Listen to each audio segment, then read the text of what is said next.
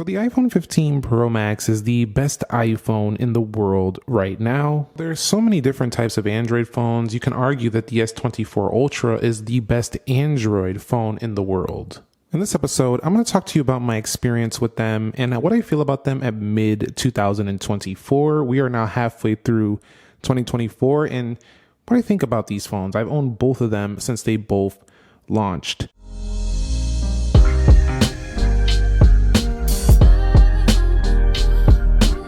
Now, I want to begin by talking about the price points because the price point on both of these is still up there. These are not cheap phones whatsoever, and they don't really get much cheaper. However, there is something to note about the Samsung specifically. That is that it does have a higher trade-in value, but you have to trade in one of the premium phones to get this high trade-in value. But you can get up to $750 off. Also, oftentimes on some carriers, there will be more deals for the S line of phones versus the iPhone. However, the iPhone is technically at retail a little bit cheaper at the base level, but the max you can get on a trade-in for the iPhone against the iPhone 15 Pro Max would be a 14 Pro Max at $630. The nice thing about the iPhone though is you could just go in the Apple Store, trade it right there and get your iPhone right there and get your value right there. But here's the deal with the Samsung, if you trade it, you get an instant trade-in value and they will only charge you if you do send the phone or you don't send the trade-in value and they don't approve of it. So you're pretty good on both of these. They both have pretty instant trade-in values. So what about the build qualities in mid 2024? Both of them are titanium frames, both of them Corning Gorilla Glass. We do have armor on the Galaxy S24 Ultra, but this has been like my favorite year ever for smartphones with the titanium, mostly because there's no longer that issue of like really like smudgy, kind of like dirty looking phones. Even after usage, they stay pretty clean. Now, don't get it twisted. You could still get these dirty if you start spilling food and stuff on your phone, but they stay pretty clean under heavy use and abuse. So these are two of the best phones out there when it comes to, heavier day-to-day real life use. These are some of the best you can buy. Also, the titanium is pretty resistant to scratching. It doesn't scratch super easily either. And both of these phones are very durable as well. So if you do tend to take a couple of tumbles, a couple of drops on these, as long as it's not on some serious cement or anything crazy like a huge corner of a rock, they'll probably survive a couple of drops as well, even without a case. So these are very, very durable devices, and overall they just feel great. They feel about the same to me, just different shapes. That's the real kind of feel here. Both IP68. And speaking of the shapes, I do have to say the ergonomic factor of the iPhone 15 Pro Max has definitely led to me wanting to hold this one more. I think it feels better in the corner of the palm. It just kind of like, it seems like it was designed for the human hand. And Samsung does have an option in the S24 Plus that also feels similar to that. So if you're not into the rectangular shape of the S24 Ultra, they do have that similar S24 Plus with that shape as well. But when we're talking about this comparison here, the trade-off is while you do have smooth edges, it feels very good on the sides of the S24 Ultra. The corner is a little bit sharp, but the good trade-off here is that you have this nice rectangle canvas that kind of feels like a mini TV. And when you're using the S Pen, there's a lot of space for writing on this phone. So there's definitely a good purpose for that. And the fact that they went flat makes it more practical. No more accidental presses on the edges. You can see incredibly thin bezels, although curved display S23 Ultra basically had no bezels on the side. So you could take that for what you will, but I personally prefer the flat display. But ergonomically speaking, the iPhone feels more comfortable. It's a little bit lighter as well. So on mid 2024, the displays. So the iPhone has a really bright display this year, very, very bright. Also, very good color. This color in here is just really well tuned. It's got a nice saturation, but not like too dull, not too natural. It's like just right. I really, really appreciate and like this display here. It's also buttery smooth with the 120 hertz. But overall, what I really appreciate about the iPhone's display is just the accuracy of the color and the brightness. It also doesn't dim too much like the iPhone 14 Pro did. So this one really good. And it's consistently smooth across the board day to day. I'm not a fan of the dynamic island when it comes to consuming a lot of content. I do prefer displays without any cutouts, and that goes for S24 Ultra as well with its punch hole, but this is even bigger on here. So this one is definitely not my preference over the S24 Ultra when it comes to content consumption. But day to day, it's super smooth, super bright, and a very nice aspect ratio as well. Pretty wide, really good for reading news articles and things like that. So it's pretty nice. I don't even have news on here because I don't really like to read the news on my phone. Let's go to group on here and we'll get up out of here. And you could see images look great on here. Just it's a great display. What else is there to say?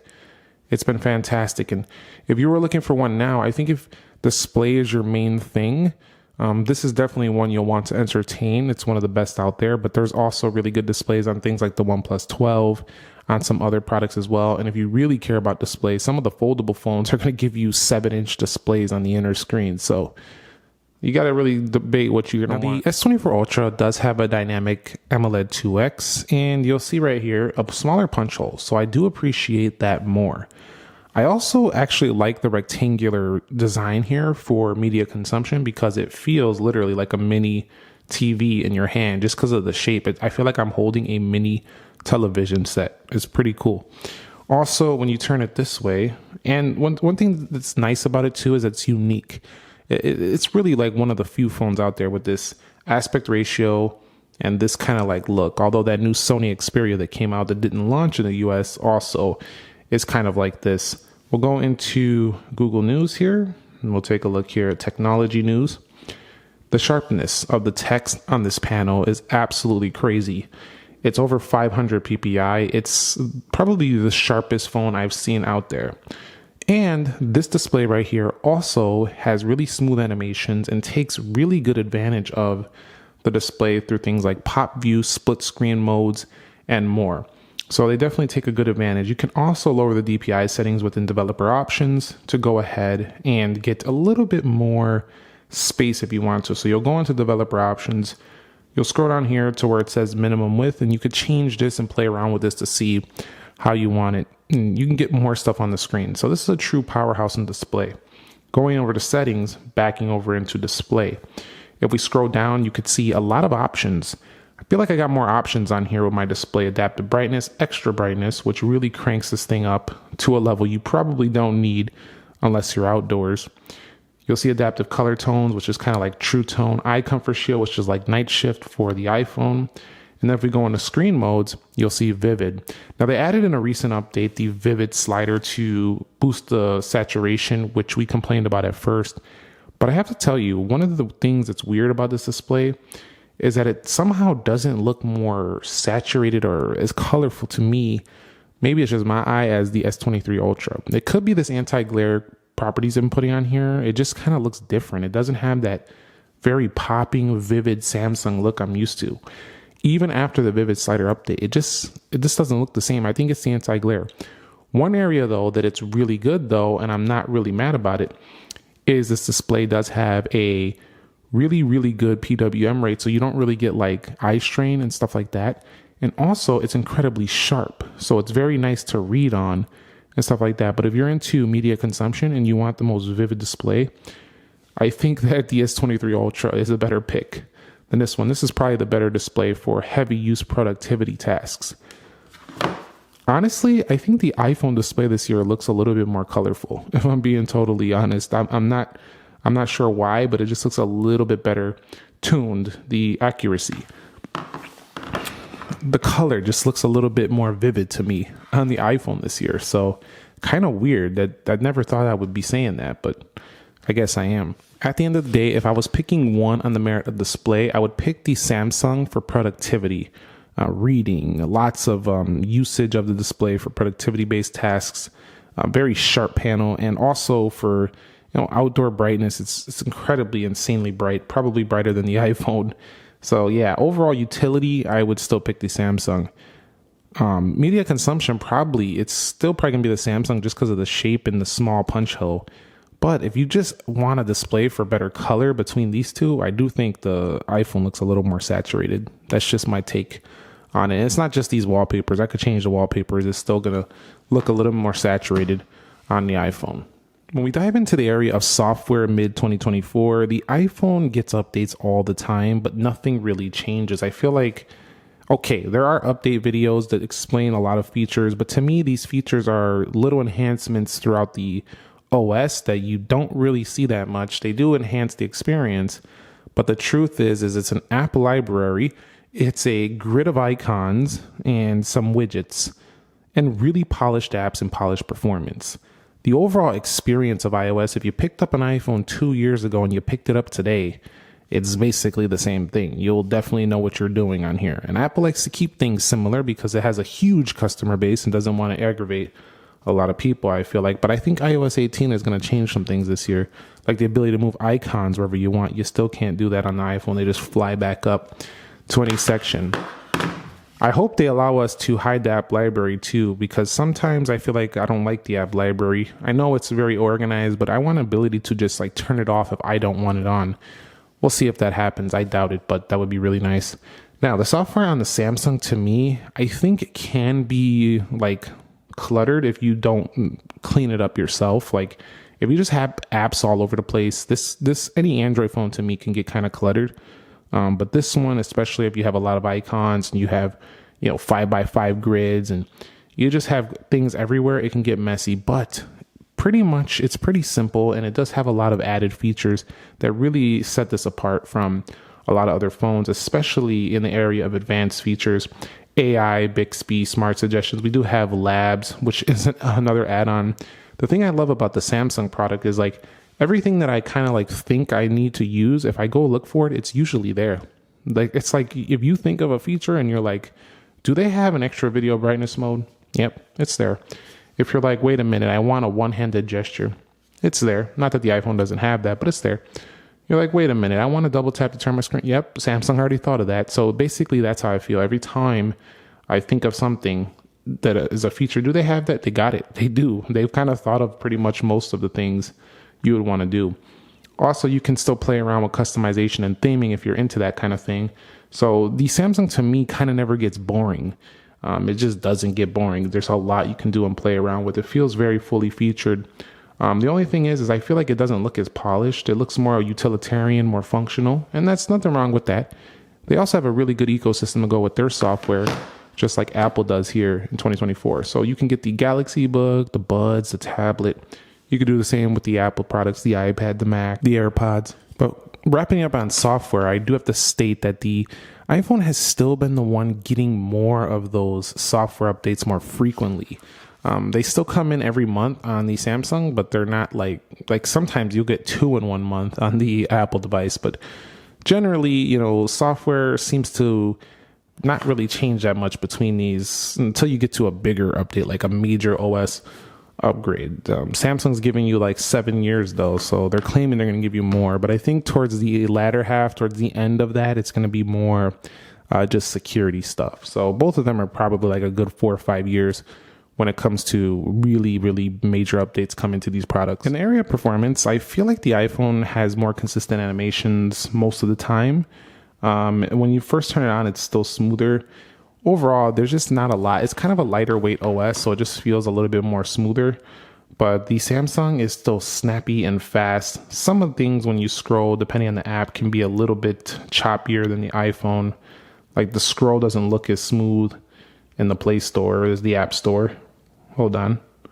Could be a little bit of a little stutter like that, but it's not really that noticeable. You're probably not going to even pay attention to it. But the phone itself is the fastest I've ever seen on Samsung. And really, this is a moot point. It's really not a big issue anymore. And I do think Instagram does definitely look better when you take photos and post them into the Instagram. But it's kind of like they fixed that too on the Samsung. So it's really close now. Overall, it's really down to which app's ecosystem you want to use. It's really, really neck and neck now. I still think some of the animations look smoother on iOS, so Samsung could just slightly bump it up a little bit smoother, and we're basically at the same level. So that's about it. I mean, 12 gigs of RAM on here.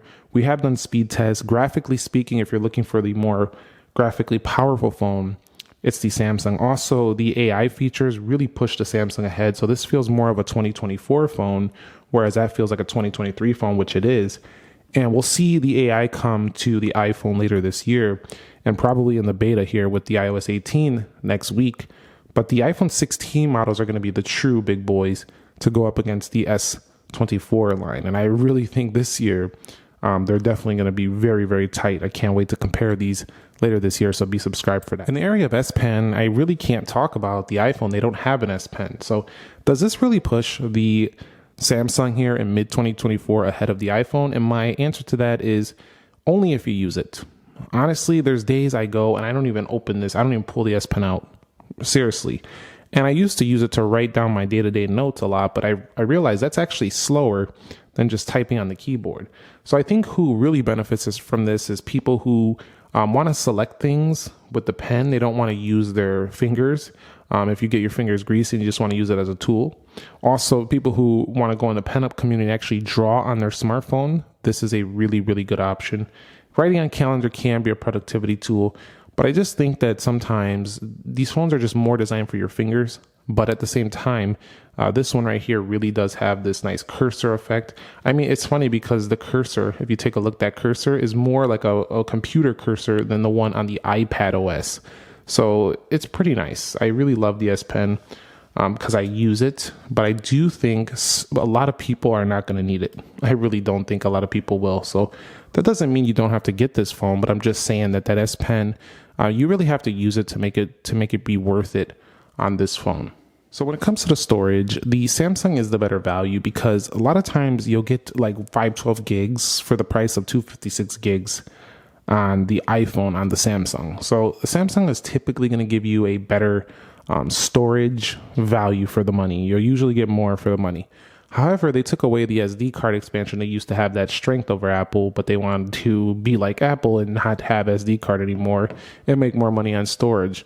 Not that that's a problem. They have every right to do that, but because that's their phone, their business. I mean, I wish there was still a micro SD card, but the storage, if I'm being totally honest with you, hasn't been a real issue because I got 512 gigs for the same price as 256. And a lot of times you'll still see those deals on a Samsung.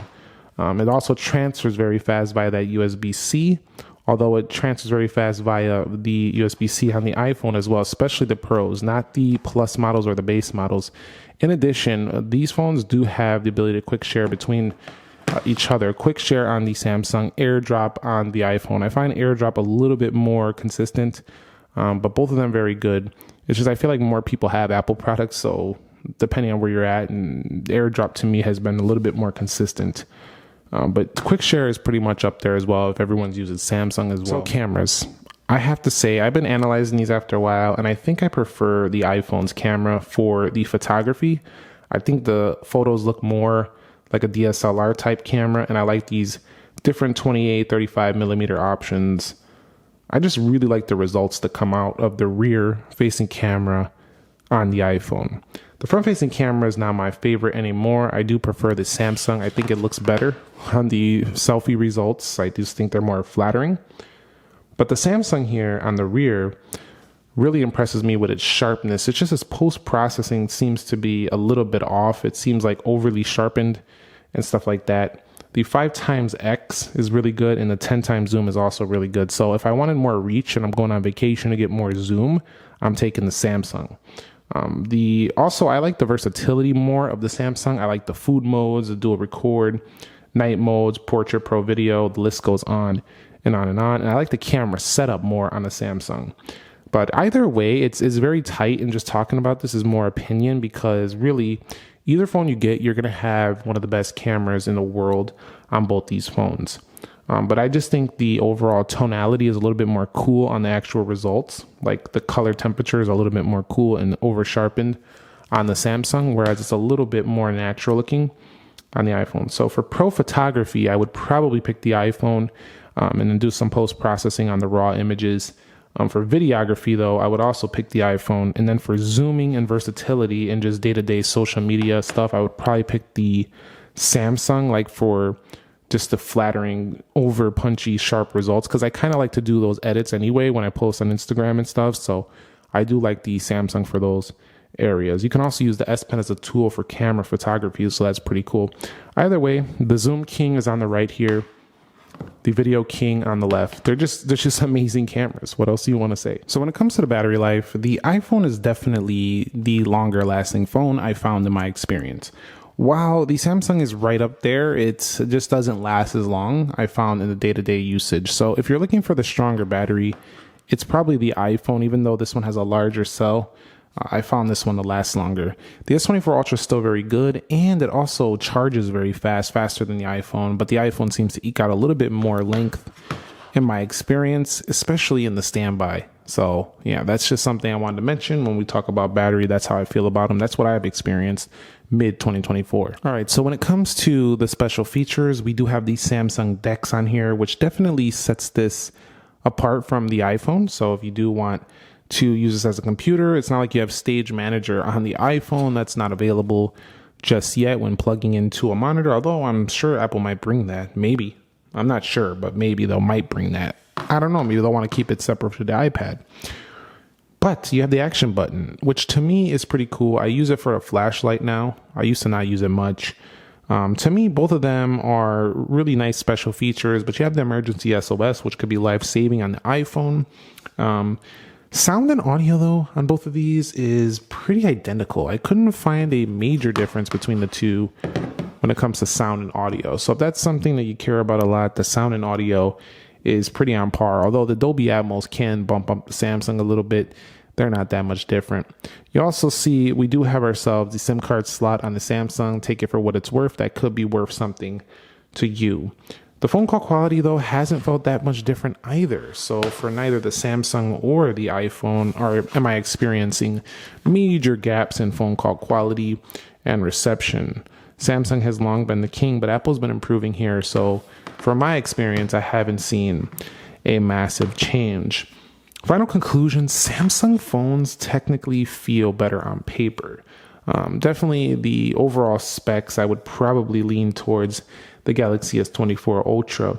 But in the experience of like the actual everyday experience, I still feel like Apple has its strong suits in the area of software, its polish. It does have a lot of strong suits, and if you're in this ecosystem, you'll probably really like it, although it's pretty simple and boring at this point if you really want to play around with the phone and get a lot of software, fun done.